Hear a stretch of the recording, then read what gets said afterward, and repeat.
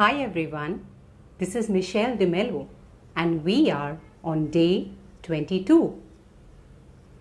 Hope you guys are doing really well, following the gratitude challenge to the T. So what am I going to talk to you on day 22? Have you ever thought of making anger your ally and still being in gratitude?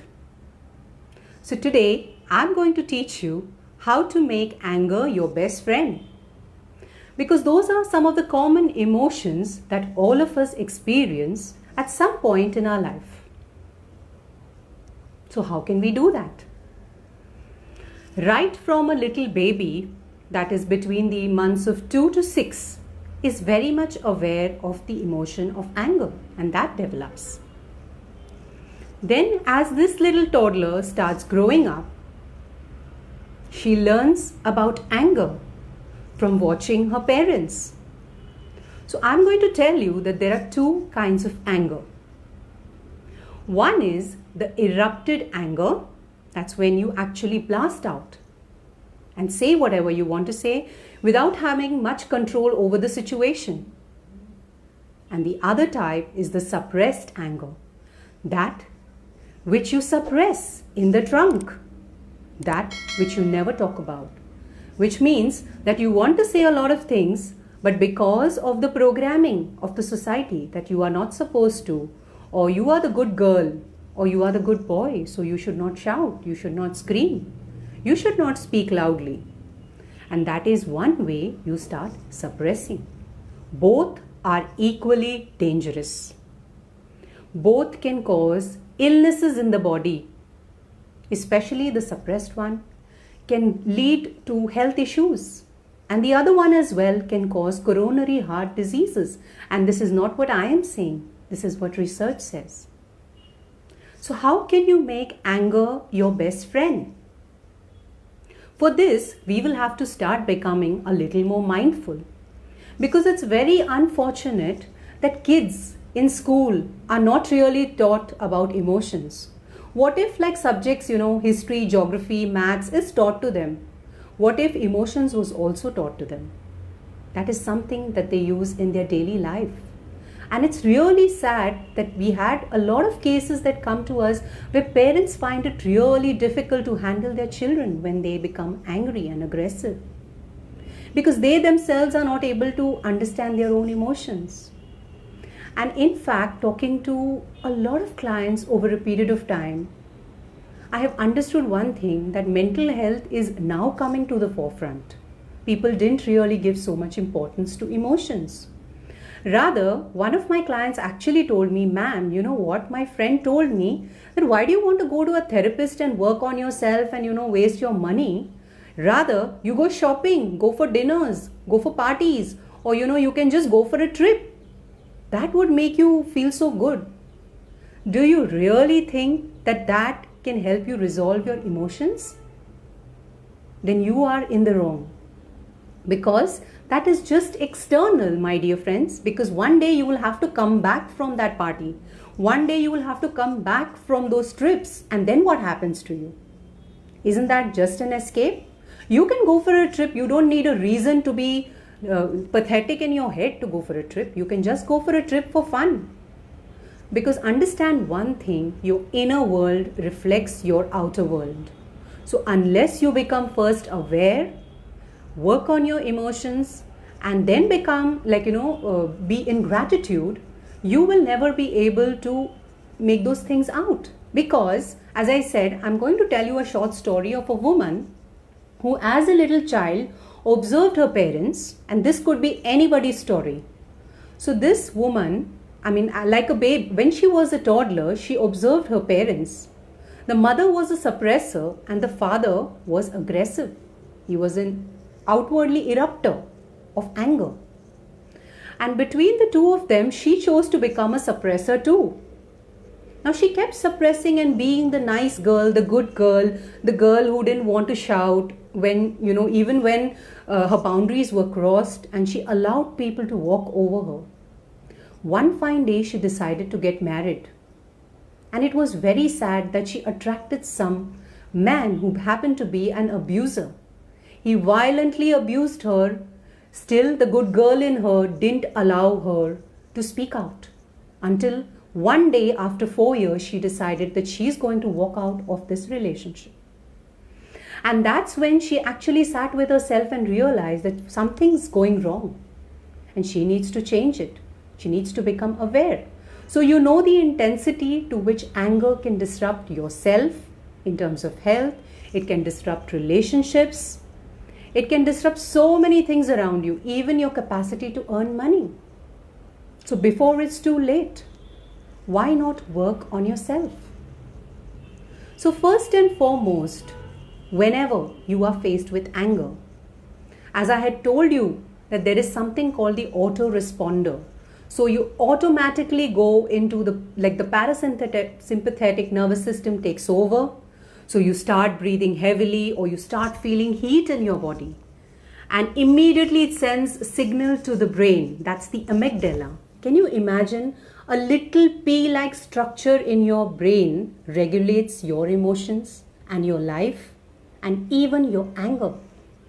And when that takes over, if I have to explain to you simply, like with the palm of my hand, the thumb is the amygdala and these are the prefrontal cortex. Okay, so this is the thinking brain. The minute you get angry, immediately there is the entire, the system where this goes out of place, and this is the amygdala is the one which takes over. So before it's too late, I'm going to teach you a small little exercise that can help you compose all of it and bring it all together. So first thing, whenever you are angry, and this is something you'll have to do consciously. Whenever you get angry, the first thing to calm your parasympathetic nervous system is to take a deep breath. It calms you simply, so you can even do it now with me. Just take a deep breath. Breathe in and breathe out. Breathe in, hold it, and breathe out. This is something you can do and it will immediately calm you down. And once you have calmed down, you can get in touch with your body to identify where you are feeling that anger. You could be feeling some burning sensation in your chest, or your shoulders could become heavy, or you could feel heat all over your body. Just acknowledge that I am feeling angry. Just acknowledge the feeling. Don't try to sweep it. Because if you do that, if you try to suppress it, it's going to come out even strongly. Because as I told you, emotions want to communicate something to you. And you can make them your best friends. Once you have become aware that yes, I'm feeling this anger in my chest or in my shoulders, or I would want to really raise my hand and slap somebody. Acknowledge that you want to do it. Once you acknowledge, research says that slowly from the amygdala, the entire concentration goes on your prefrontal cortex and your thinking brains again starts getting activated.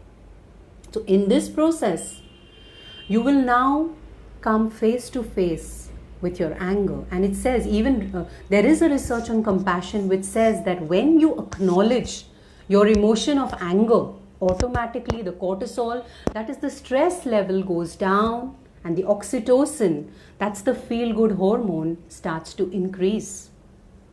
So when you do that, you immediately become aware, and when you become aware, that's you become more mindful of your anger.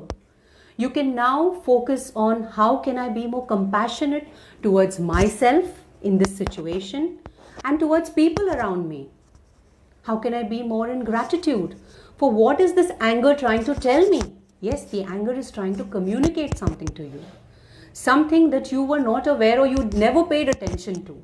So sit with it and ask your anger. What are you trying to tell me? Your anger will tell you. Because generally anger is a way for you to release your past traumas because they are frozen in your body. So anger has the emotion of fire. It wants to communicate to you, there's something going wrong, my dear, you're not looking at it. Now is the time for you to look at it. It's knocking. So pay attention. It could be that you are not drawing your boundaries enough. That could be one reason why you're getting angry. So just become aware. When you become mindful with your emotions, you will be able to handle your anger and make it your best friend.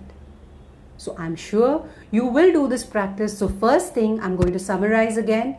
Take a deep breath.